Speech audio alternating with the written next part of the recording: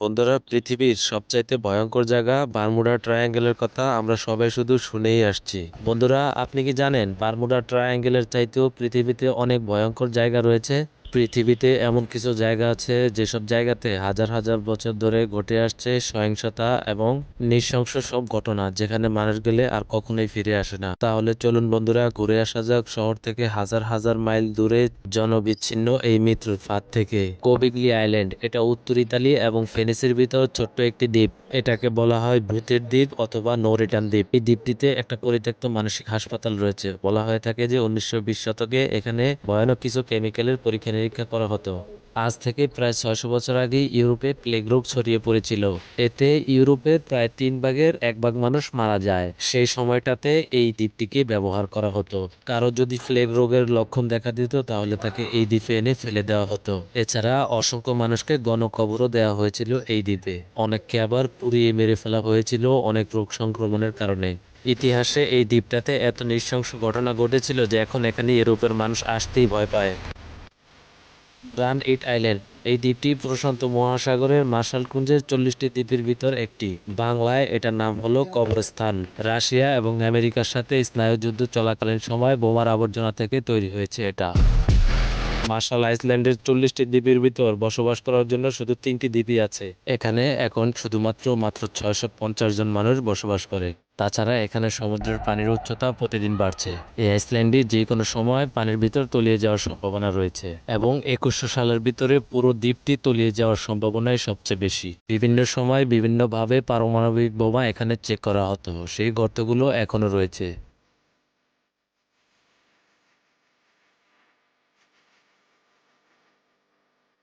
সাবা island, এটা 1820 বর্গফুট বিস্তৃত একটি আগ্নেয়গিরি দ্বীপ, যা আমেরিকার সেন্ট মার্টিন থেকে 50 কিলোমিটার দক্ষিণে অবস্থিত। অনেকে এটাকে দ্বীপের রাজাও বলে থাকে। এর উচ্চতা প্রায় 877 মিটার। এই দ্বীপের মোট বাসিন্দা আনুমানিক 1800 জন। এই জমিটি উর্বর হওয়াতে এখানে রয়েছে প্রচুর গাছপালা, তরুলতা ঘাস। এই দ্বীপে প্রতিটা ঘরের কালার সাদা এবং ছাদ দিয়েছে লাল রঙের। এই দ্বীপের বাসিন্দাদেরকে পানির জন্য নদীতে নামতে হয় না, কারণ ঘরের পাশে ছোট ছোট কূপ রয়েছে। এত সৌন্দর্যের মাঝেও এই দ্বীপটির ভয়ানক দিক হলো মাঝে মাঝে ভয়ানক ঝড়ের কবলে পড়ে। গত 12 বছরে এই দ্বীপের উপর দিয়ে 64টা হারিকেন বয়ে গেছে। এটা দুঃস্বপ্ন থেকে কম কিছু না। এমনকি এই দ্বীপটা যে কোনো সময় পানির প্রবলতার সাথে ডুবে যেতে পারে।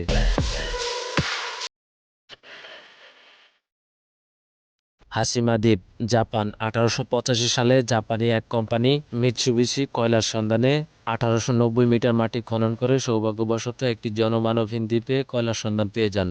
তাই তারা 1890 সালে এই দ্বীপটাকে কিনে নেয়। সেই সময় কয়লাই ছিল একমাত্র জ্বালানির উৎস।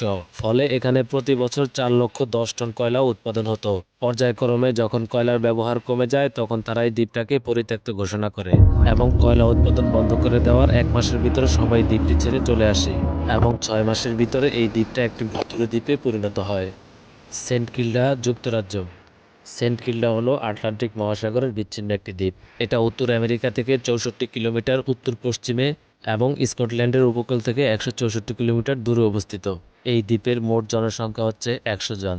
সম্ভবত 1851 সালের পরে জনসংখ্যা 180ও ছাড়ায়নি। এই দ্বীপে যারা বসবাস করে তারা মূলত চাকরিজীবী। এই দ্বীপটিতে পুরনো যুগের অনেক স্থাপনা আছে, সেই সাথে আছে স্থানীয়দের ফেলে দেওয়া অনেক স্মৃতিচিহ্ন, যেগুলো পরবর্তীতে ইউনেস্কো উদ্ধার করেছে। ট্রিস্টান ডা কুনোহা, দক্ষিণ আফ্রিকা। এটা পৃথিবীর বিচ্ছিন্ন অন্যতম একটি দ্বীপ। দ্বীপটির অবস্থান সেন্ট হেলেনা থেকে প্রায় 1400 মাইল দূরে। এই দ্বীপে আসতে হলে 15 ঘন্টার ফ্লাইট এবং 6 দিনের নৌকা ভ্রমণ করতে হবে। কিন্তু আশ্চর্যজনক ব্যাপার হলো এত দুর্গম দ্বীপটিতে 242 জন মানুষের বসবাস রয়েছে। প্রতি বছর এখানে পর্যটকদের ভ্রমণের জন্য নির্দিষ্ট একটা সময় দিয়ে দেওয়া হয়। কেবল তখনই ট্যুরিস্টরা এখানে ভ্রমণ করতে পারে। এই দ্বীপটিতে যোগাযোগের মাধ্যম হচ্ছে নৌপথ। রক আইল্যান্ড, নামটা শুনে যদি আপনি কোনো স্বর্গীয় দ্বীপের কথা ভাবেন তাহলে ভুল করছেন, কারণ পৃথিবীর সবচাইতে দুর্গম স্থানের ভিতরে এই দ্বীপটি একটা। আয়ারল্যান্ডের উপকূল থেকে 270 মিটার দূরে ছোট্ট একটি জনবসতিহীন দ্বীপ। দ্বীপটার উচ্চতা সমুদ্র থেকে 65 ফুট উপরে। এমনকি বিশ্বের 60টা ভয়ানক দ্বীপের ভিতরে এটি জায়গা করে নিয়েছে। অনেক গবেষকরা মনে করে এখান থেকে চাঁদে যাওয়া খুব সহজ।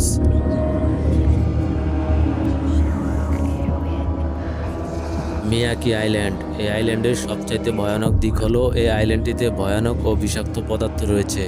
এমনকি এই আইল্যান্ডটিতে কেউ গিয়ে যদি নিঃশ্বাস নিত তাহলে কয়েক মিনিটের ভিতরে সেই লোকটি মারা যেত।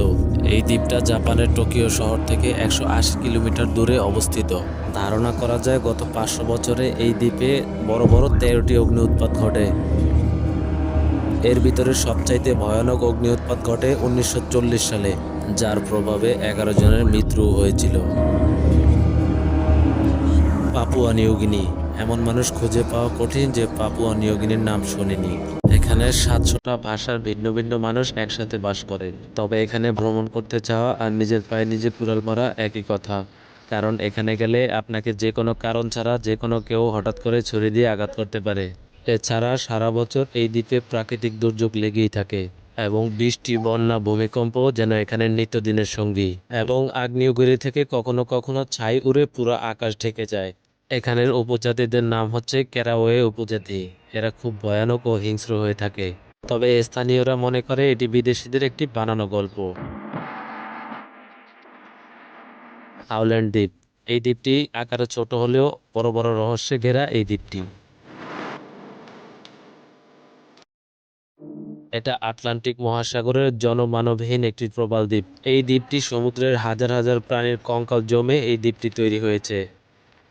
এই দ্বীপটি জনপ্রিয় হয়ে ওঠে 1937 সালে, যখন একটি লোক এই দ্বীপে এসে রহস্যজনকভাবে হারিয়ে যায়। তবে দুঃখজনক ব্যাপার হলো লোকটিকে আর কখনোই খুঁজে পাওয়া যায়নি।